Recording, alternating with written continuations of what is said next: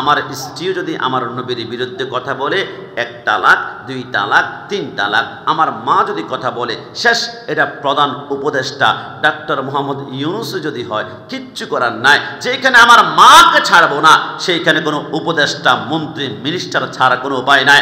আপনার হয়তো বা মামলা হবে, হামলা হবে, আপনার উপর হুঙ্কার আসবে, খবরদার তোমার বাংলাদেশে বসবাস করা কঠিন হয়ে যাবে। আরে বাংলাদেশ দরকার নাই তো, মৃত্যু তো বরণ করতেই হবে।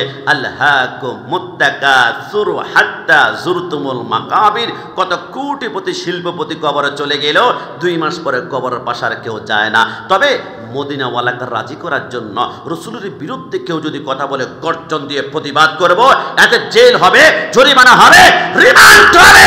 কিন্তু রসুলের বিরুদ্ধে কথা বললে সুন্নি জনতা 1 জাররা পরিমাণ সহ্য করতে পারবে না।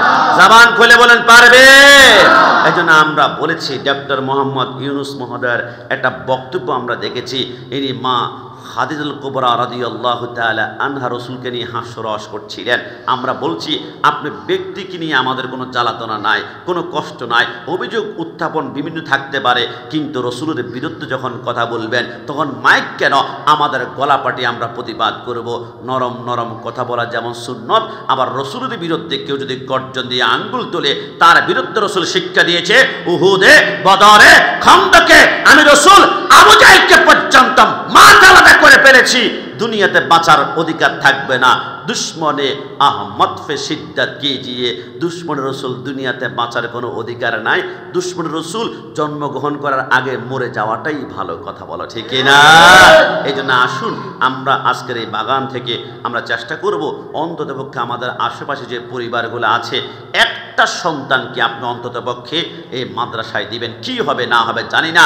সুন্নি প্রতিষ্ঠানে পড়লে আপনার সন্তান কি হবে? মা, আমার বোন, আমার বাবা, দোকান পাট যারা আছে, আমি নিশ্চিত করে বলতে পারি সুন্নি মাদ্রাসায় পড়লে কি হবে না হবে জানি না, তবে জীবনে কোনোদিন আপনার সন্তান জঙ্গি হবে না। কথা বলো ঠিক কিনা? আপনার সন্তান যদি হাজী জয়নাব খাতুন ইবতেদায়ী নুরানি মাদ্রাসায় পড়ে কি হবে না হবে জানি না। জানাজার নামাজের পরে বলবে খবরদার এখন খাটেরই ধরবি না, এখন মিলাদ হবে, এখন কিয়াম হবে, আমার আব্বা আম্মার জন্য দোয়া করা হবে। ফাইদা ফারাগতা ফানসব ওয়া ইলা রাব্বিকা ফারগাব। আপনার বাবার 20 বছর শত্রু যিনি একবার কথা বলেন না, ওই শত্রু পর্যন্ত আজকে জানাজার নামাজে উপস্থিত হয়েছে। একবার যখন আমিন বলবে, আল্লাহ তার 20 বছরের কষ্ট দূর করে দিয়ে তাকে জান্নাতের বাগান বানাবে। সুন্নিরা মরা মানুষকে জান্নাতে নেওয়ার জন্য মুনাজাত, মিলাদ, কিয়াম, শুধু কষ্ট আর কষ্ট দোয়া। আর বাতিল প্রতিষ্ঠানে যদি আপনার সন্তান পড়ে, কিসের মুনাজাত দরকার নাই, ডাইরেক্ট কবরে ঢুকাই পেল। সুন্নিরা মরা মানুষের বন্ধু আর বাতিলরা মরা মানুষের শত্রু। কথা বলো ঠিক না? আপনার সন্তান যদি সুন্নি মাদ্রাসায় পড়ে কি হবে না হবে মা, আমার বোন জানি না, তবে ঘর থেকে বের হওয়ার সময় আপনার কদমে ডান হাত দিয়ে আপনার কদমের ধুলাগুলা হাত দিয়ে মুছে বুকের মধ্যে মালিশ করবে আর চোখের মধ্যে সুরমা বানাবে। যে সন্তান আব্বা আম্মার কদমে হাত দিয়ে কদম বুসি করে তার কদমের ধুলা, চোখের ময়লা, চোখের জুতি, চোখের সুরমা বানায়, এই সন্তান সুন্নি মাদ্রাসায় পড়লে কোনোদিন গাদ্দার বেঈমান হবে না। কথা বলো ঠিক না? আপনার সন্তানের মাদ্রাসায় পড়লে কি হবে? সবচেয়ে বড় রিস্ক থেকে বেঁচে যাবে। হুজুর রিস্ক মানে কি? অসংখ্য মাদ্রাসায় সন্তান ভর্তি করলে টেনশনে থাকে, এদের সাথে খারাপ নজর, কুদৃষ্টি, বদ নজরে পেলে সন্তানগুলোর সাথে বলাৎকার পর্যন্ত ঘটনা ঘটায় ফেলে, যেইগুলা একটা সন্তানের জীবনকে বিনষ্ট করে। কিন্তু সুন্নি প্রতিষ্ঠান জামে আহমদিয়া সুন্নি আলিয়া 1954 সাল প্রতিষ্ঠা হয়েছিল।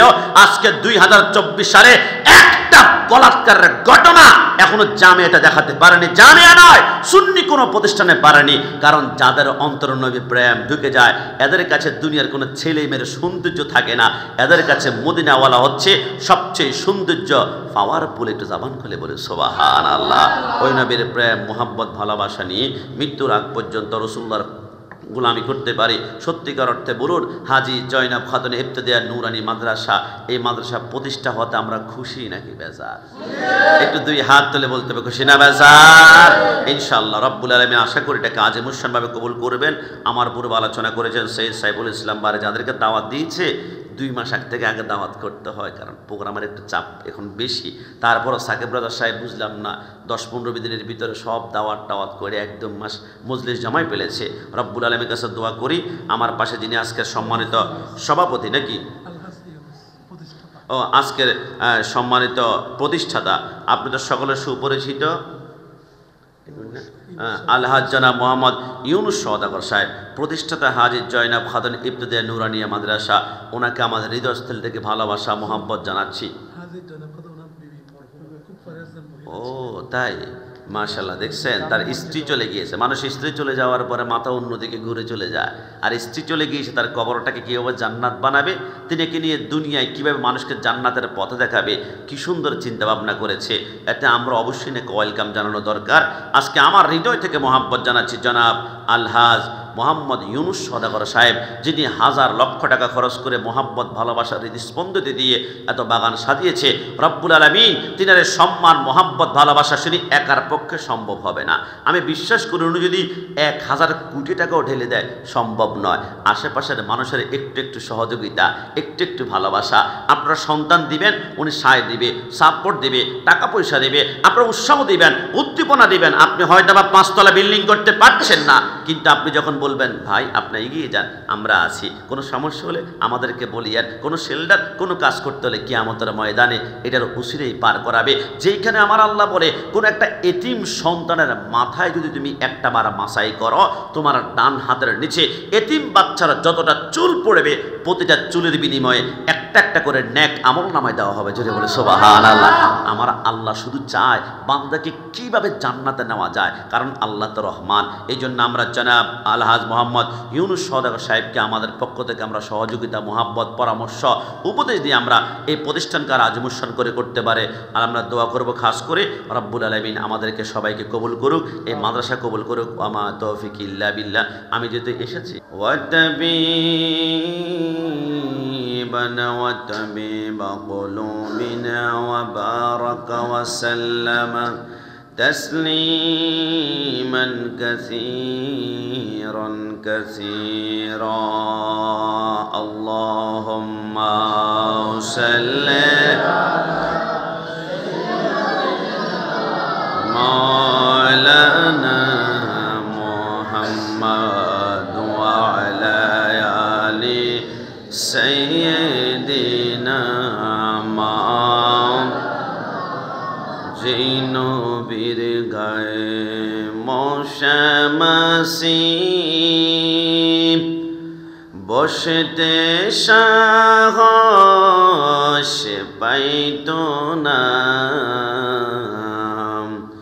দুষ্ট কাফের মারলের পাথর নবীজিকে ছিল না। আল্লাহুম্মা সাল্লি মারহাবা মাওলানা মুহাম্মদ ওয়া আলা আলি সাইয়্যিদিনা আল্লাহ আল্লাহ আল্লাহ লা ইলাহা ইল্লাহ বড় আল্লাহ আল্লাহ লা ইলাহা। মৌতের তুফান চলবে যখন নবী গো আমরার,